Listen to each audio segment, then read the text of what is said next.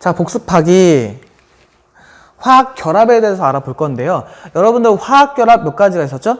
그렇죠. 총 3가지가 있었죠? 첫 번째, 이온 결합. 두 번째, 공유 결합. 마지막으로 배웠던 금속 결합. 이렇게 총 3가지가 있었습니다.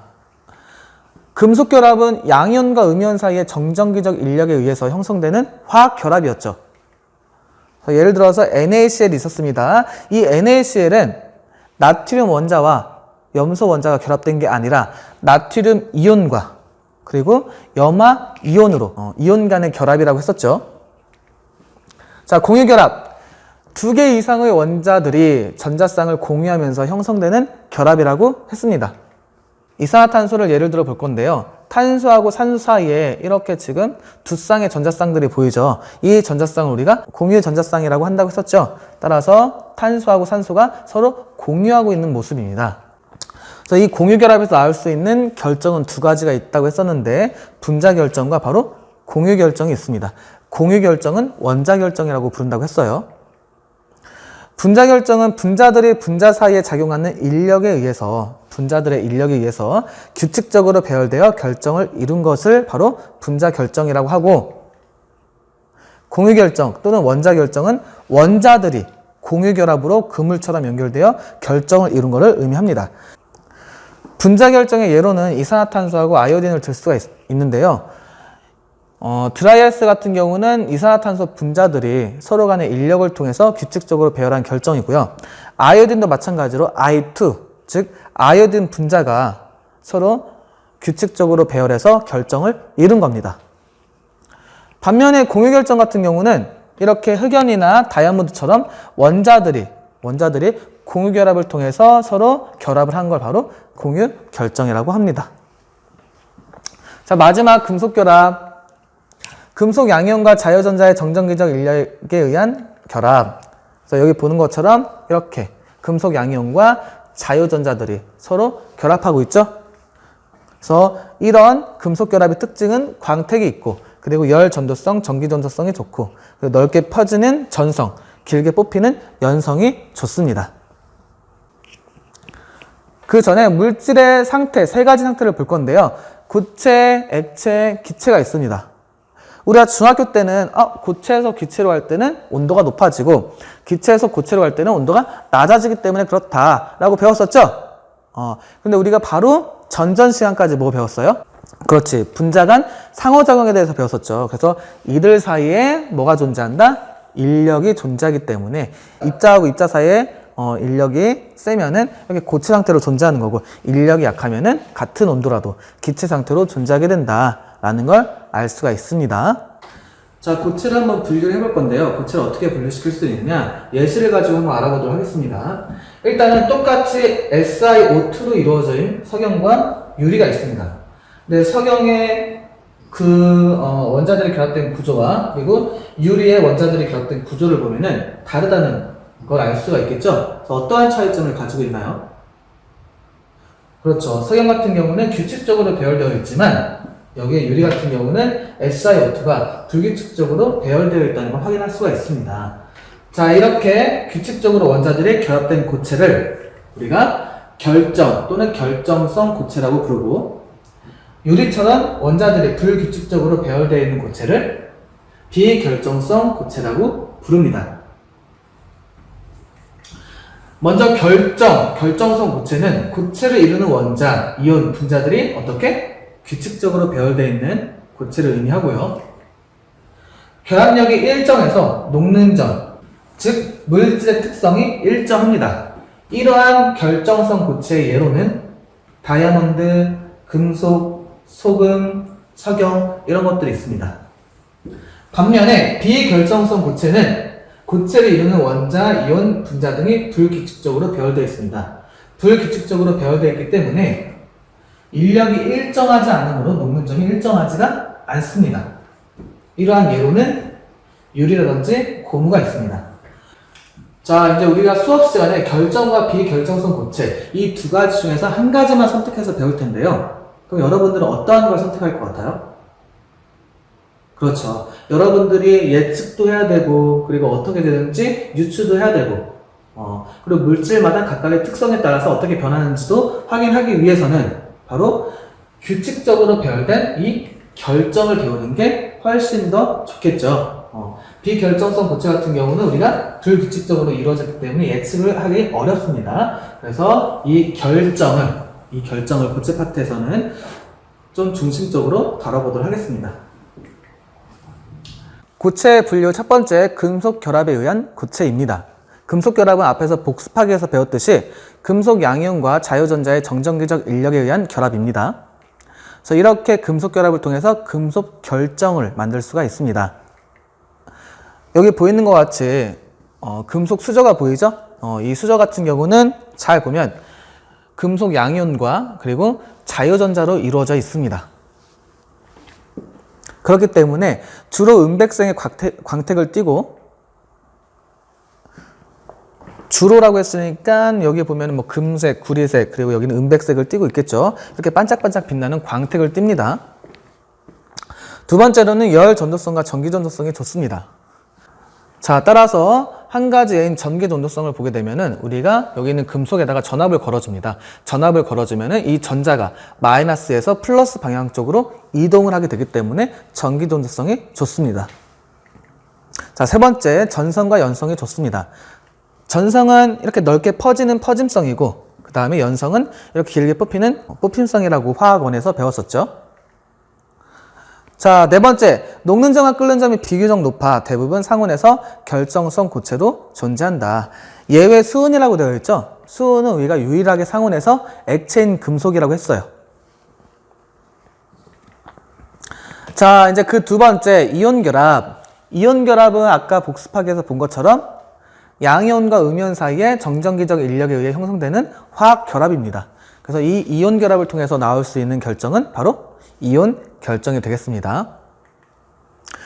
이온 결정은 여러분들이 지금 여기서 보고 있는 것처럼 염화나트륨은 나트륨이온과 염화이온, 그리고 염화세슘은 세슘이온과 그 다음에 염화이온, 세슘이온, 그리고 염화이온으로 구성되어 있습니다. 따라서 특징으로는 단단하지만 충격을 가하면 잘 부스러지는 특징을 가지고 있습니다. 왜 그러냐? 힘을 탁 가했을 때 서로 반대되는 전하가 맞물리게 되고, 서로 반대되는 전하에 의해서 반발력 때문에 쪼개지고 더 이상 붙지 않게 되는 겁니다. 두 번째, 고체 상태에선 전기가 통하지 않지만 우리가 전기를 통한다 안 통한다라고 했을 때 자유롭게 이동할 수 있는 플러스라든지 마이너스가 있느냐 없느냐 이걸로 따져준다고 했었죠. 근데 이 이온 결정 같은 경우는 고체 상태에서는 양이온과 음이온, 즉 플러스 또는 마이너스가 움직일 수 없고 고정되어 있는 상태예요. 그렇기 때문에 전류가 흐를 수 없습니다. 하지만 용융 상태, 액체 상태라든지 수용액, 물속에 넣었을 때 이런 상태에서는 플러스하고 마이너스가 자유롭게 움직일 수 있는 상태가 되기 때문에 전기가 아주 잘 통합니다. 자, 극성용매인 물에 대부분 용해된다.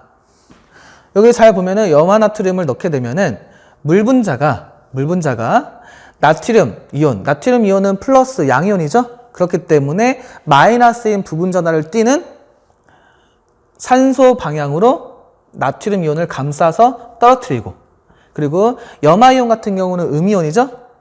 부분적인 양전하를 띠는 수소가 염화이온 방향으로 둘러싼 다음에 떼어냅니다. 그래서 물에 잘 녹습니다. 상온에서 대부분 고체, 녹는 점과 끓는 점이 대체로 높다. 자, 양이온과 음이온 사이에 아주 강한 정전기적 인력으로 이루어졌기 때문에 상온에서 거의 소금 같은 경우는 고체 상태로 존재하죠. 상온에서. 그렇다는 것은 녹는 점과 끓는 점이 높다는 걸 의미해요. 자, 세 번째 공유결합. 두 개 이상의 원자들이 전자쌍을 공유하면서 형성되는 결합입니다. 그래서 공유결합을 통해서 나올 수 있는 것은 바로 분자결정, 그리고 원자결정 또는 공유결정, 이렇게 두 가지의 물질이 나올 수가 있습니다. 분자결정은 분자들이 분자 사이에 작용하는 인력에 의해서 규칙적으로 배열되어 결정을 이루는 것. 그래서 중요한 것은 바로 인력에 의해서 결정을 이룬다는 게 중요합니다. 따라서 이러한 결정의 예로는 이산화탄소, 드라이아이스죠. 고체로는 아이오딘, 얼음 이런 것들이 있습니다. 따라서 이들 분자하고 분자 사이, 선생님이 지금 빨간색 화살표로 표시하고 있는 부분, 이게 모두 다 뭐? 인력에 의해서 결합되는 거예요. 자, 분자 간 힘은 공유결합이나 이온결합, 금속결합보다 결합력이 어떻다? 약하다. 왜 그러냐? 얘 같은 경우는 우리가 그냥 단순하게 인력에 의해서 결합을 하고 있는 거죠. 이 이산화탄소 내부는 공유결합이에요. 우리가 신체로 따진다면은 선생님 지금 이 주먹과 몸통 연결되는 이 부분은 공유결합. 옆에 한 사람이 더 있다면 다른 사람과 손을 잡는 거, 이게 바로 인력이라고 생각하면 됩니다. 그럼 팔을 자르는 것보다 이 두 손 잡고 있는 이 부분을 자르는 게 더 쉽게 자를 수 있죠? 이렇게 떼어내는 게 더 쉽게 떼어낼 수 있습니다. 따라서 여기는 공유결합보다 뭐가? 손을 잡고 있는 인력이 더 약하다라고 할 수가 있습니다.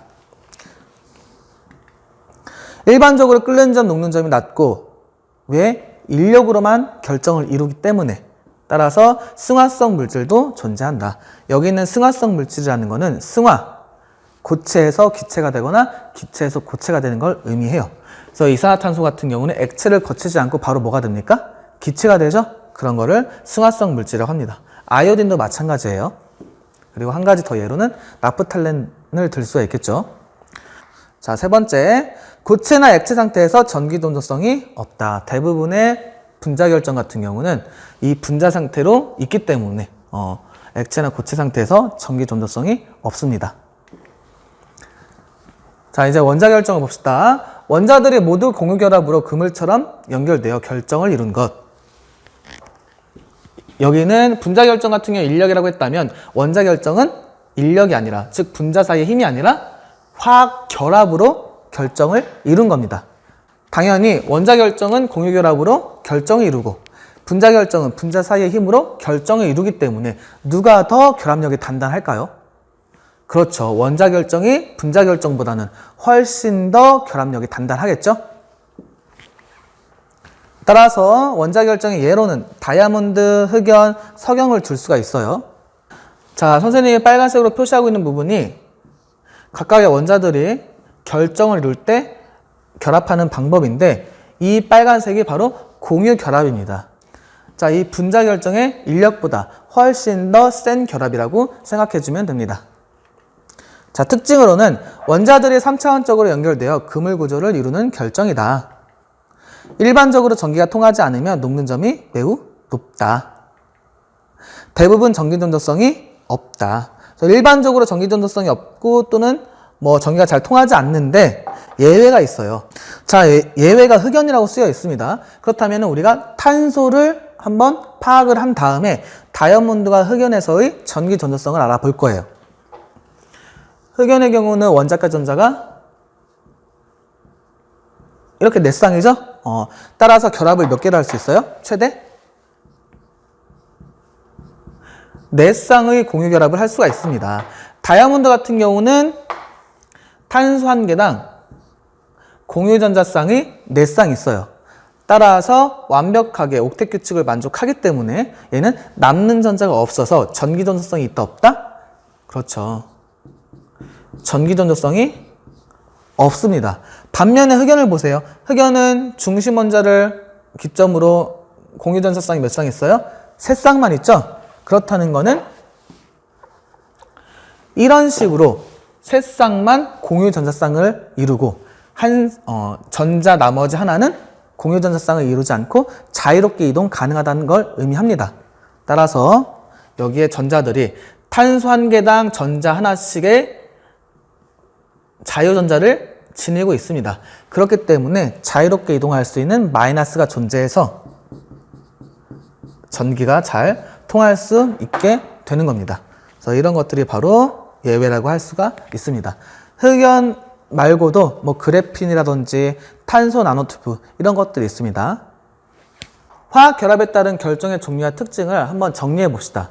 일단 첫 번째 금속 결정. 금속 결정 같은 경우는 구성하는 입자는 바로 금속 원자, 결합력은 금속 결합, 녹는 점은 높다고 했죠? 상온에서 어떠한 상태라고 했어요? 상온에서 수은을 제외하고 대부분 고체 상태라고 했습니다. 그렇기 때문에 녹는 점이 매우 높아요. 예로는 철, 금, 은, 나트륨이 있어요. 전기 전도성을 알아봅시다. 고체일 때 전기가 통할까요? 안 통할까요? 통한다면 왜 통할까요? 그렇죠. 자유전자가 있기 때문에 자유롭게 이동할 수 있는 마이너스가 있기 때문에 전기가 잘 통하죠? 액체 상태도 마찬가지로 당연히 전기가 잘 통하게 됩니다. 자, 이온 결정을 구성하는 입자는 양이온과 음이온, 그리고 이온 결정은 이온 결합력, 그리고 녹는 점은 높다. 보통 이온 결정도 마찬가지로 상온에서 고체 상태로 존재하죠? 그렇기 때문에 녹는 점이 어떻다? 매우 높을 수밖에 없습니다. 그 예로는 염화나트륨과 염화세슘이 있어요. 고체 상태는 전기가 통한다, 안 통한다? 안 통한다. 왜? 자유롭게 이동할 수 있는 플러스나 마이너스가 없기 때문에. 자, 액체 상태에서는 그렇죠. 양이온과 음이온이 자유롭게 이동할 수 있기 때문에 전기가 잘 통한다고 했습니다. 자, 이번엔 공유결정을 봅시다. 공유결정 또는 원자결정이라고 부른다고 했죠. 구성 입자는 원자, 결합력은 공유결합, 녹는 점은 매우 높다. 다이아몬드와 흑연은 상온에서 고체로 존재하죠. 그렇기 때문에 우리가 녹는 점이 매우 높다라고 할 수가 있습니다. 자, 예를 들어 봅시다. 고체 상태에서 전기가 통한다, 안 통한다? 통하지 않는다. 액체 상태에서도 전기가 통하지 않는다. 하지만 예외가 있었죠. 누구? 바로 흑연이었죠. 흑연의 경우는 공유전자쌍을 4쌍 만들 수 있지만 실제로 3쌍만 만들죠. 그래서 전자가 하나 남기 때문에 이 하나의 전자가 자유전자처럼 행동해서 전기가 잘 통한다고 했습니다. 자, 마지막으로 분자결정. 구성하고 있는 입자는 원자가 아니라 바로 분자. 자, 얘네들의 결합력은 쌍극자 힘, 분산력, 수소결합 이런 것들로 결합을 이룹니다. 즉 분자 사이의 인력이에요. 분자 사이의 힘. 금속결정, 이온결정, 공유결정 또는 원자결정 얘네들은 화학결합으로 결합을 한다면 분자결정은 화학결합보다 훨씬 약한 분자 사이의 힘으로 결합을 하기 때문에 얘네들은 녹는 점이 어떻다? 낮을 수밖에 없습니다.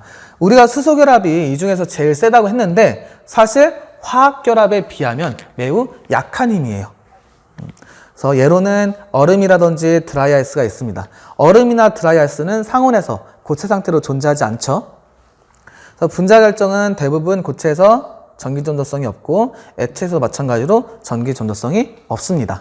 고체의 결정 구조는 고체를 이루는 입자들이 규칙적으로 쌓이면 결정이 생성되며 우리가 결정이라는 거는 입자들이 규칙적으로 배열된 걸 결정이라고 했었죠.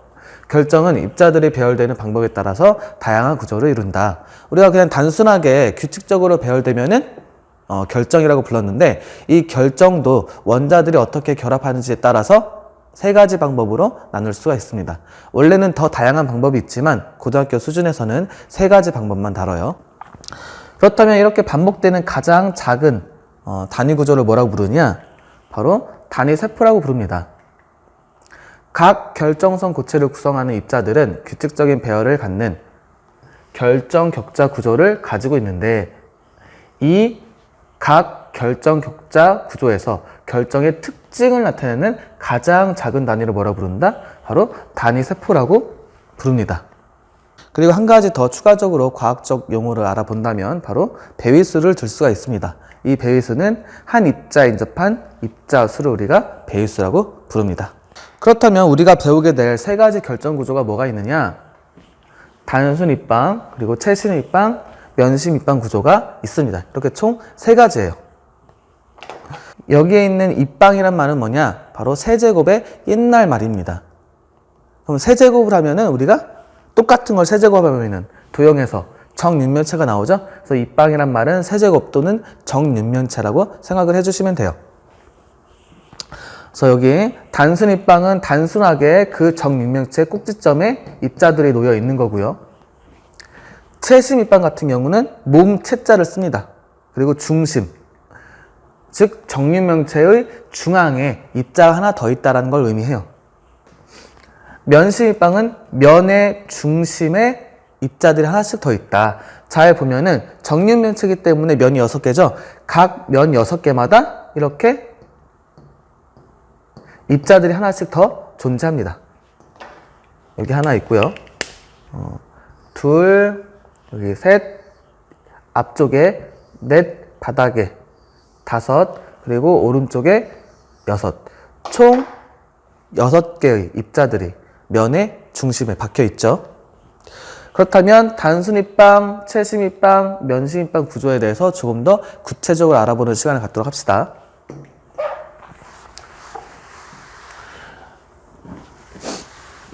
먼저 결정 구조 중에서 가장 단순한 단순입방 구조부터 한번 알아보도록 합시다.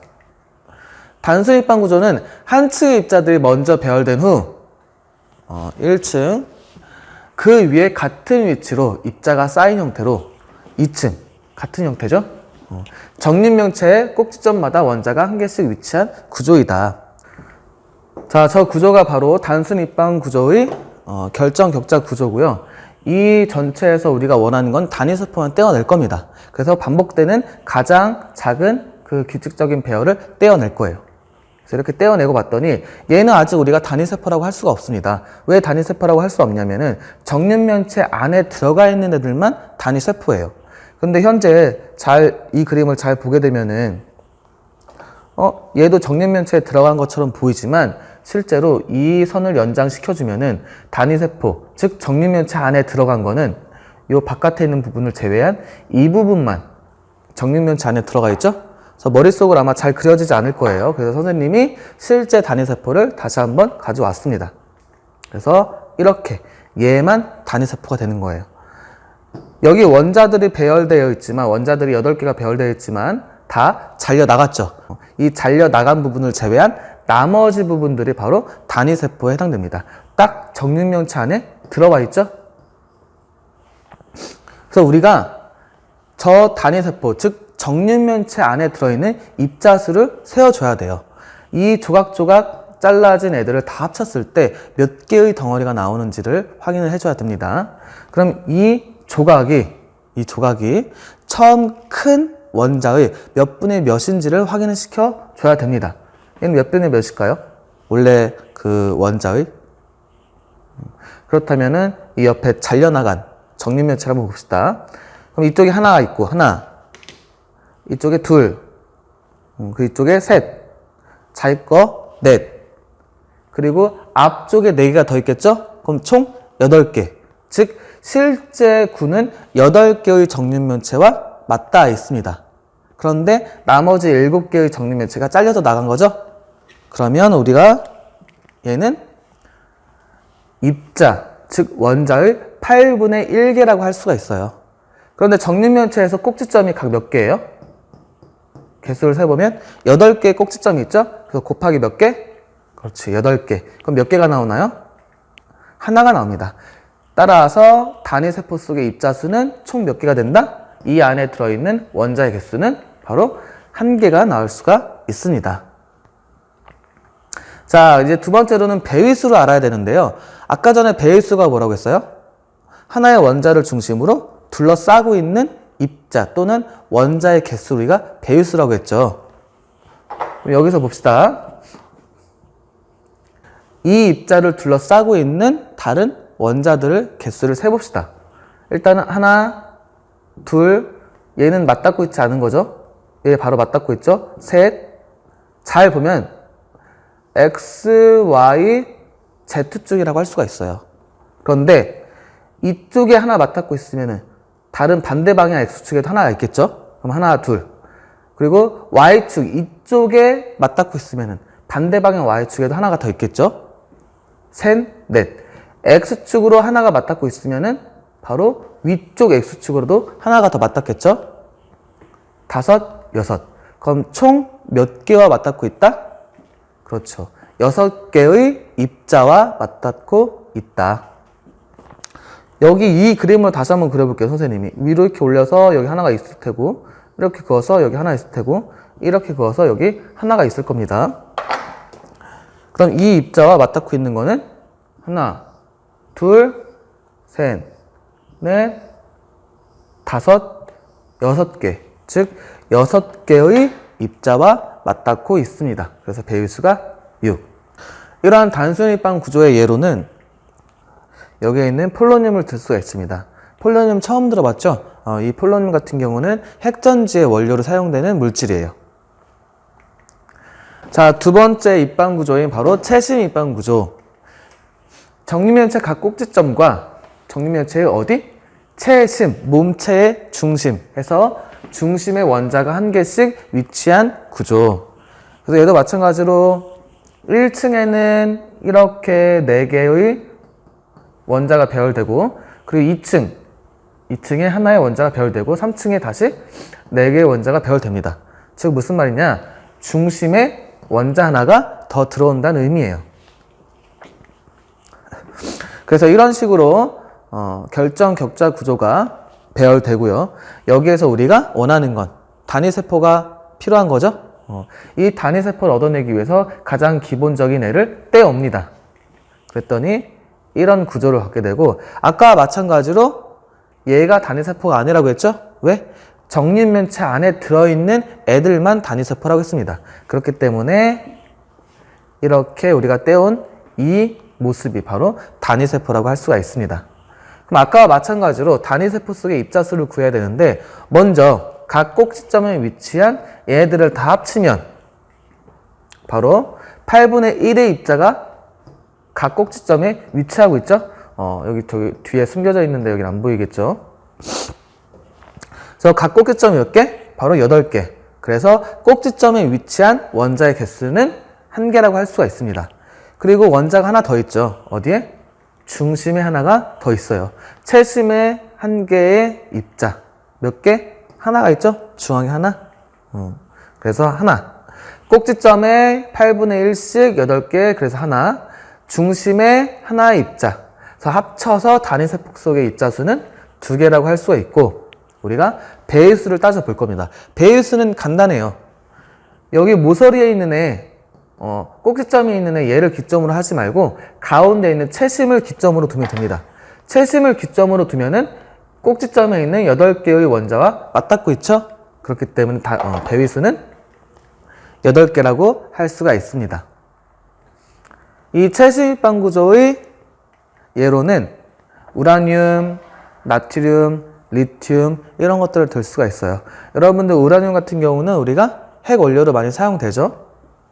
그리고 나트륨이나 리튬 같은 경우는 일족 알칼리 금속이라고 했습니다. 자, 마지막으로 세 번째 면심 입방 구조.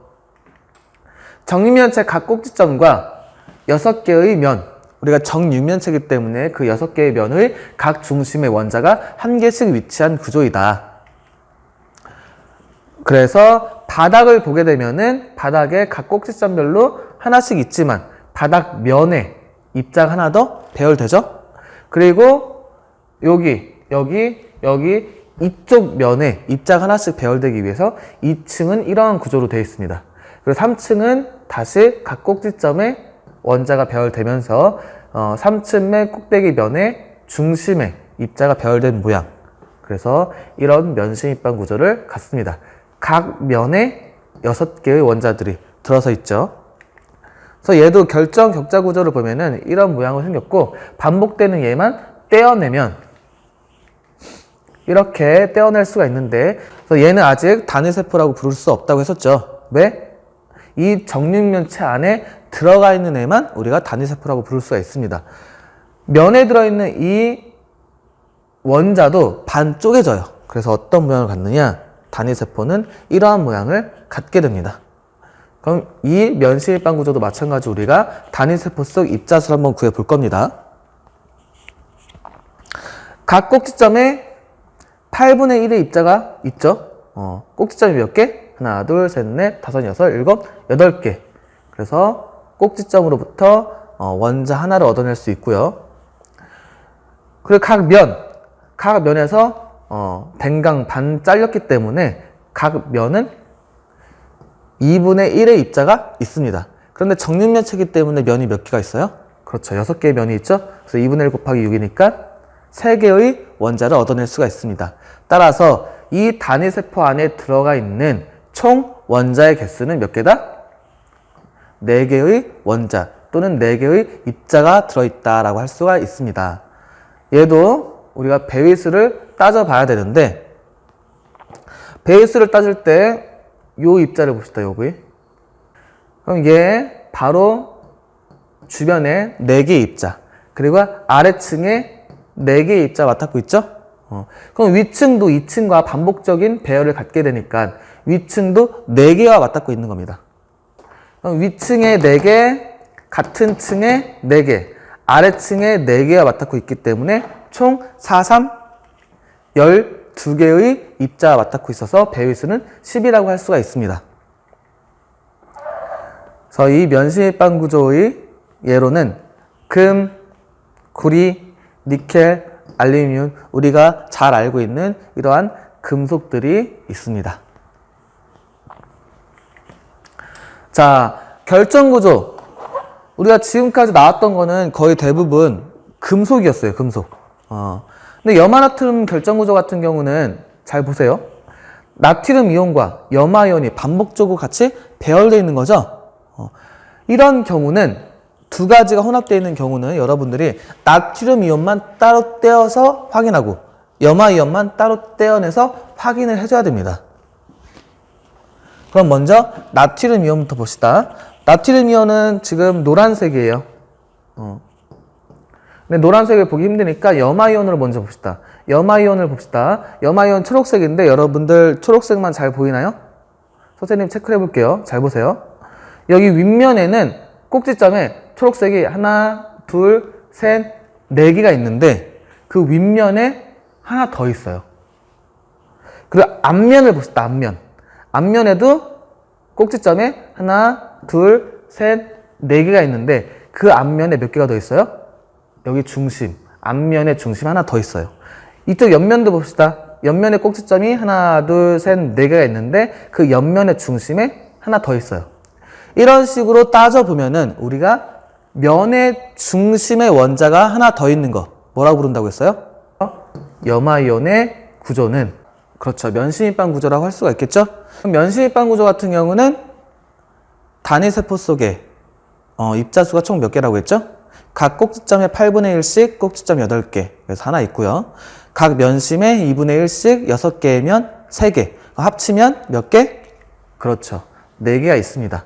그 배위수는 같은 층에 4개, 아래층에 4개, 위층에 4개와 맞닿고 있다고 했죠. 그래서 총 4개, 4개, 4개와 맞닿고 있기 때문에 단위수는 10이라고 할 수가 있습니다.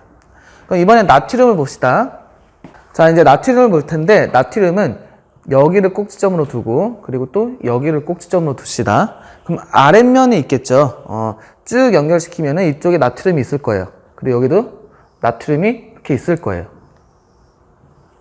그렇다면은 나트륨도 마찬가지로 꼭지점에 원자가 위치하고 그리고 그 면의 중심에 원자가 위치하는 어떤 구조다? 같은 구조입니다. 누구와? 염소와 염화이온과 같은 구조예요. 얘도 나트륨 이온도 면시밀빵 구조고 단위세포 속의 입자수는 똑같이 4개 그리고 배위수는 12개라고 할 수가 있습니다. 그래서 여러분들이 염화나트륨을 처음에 딱 보면은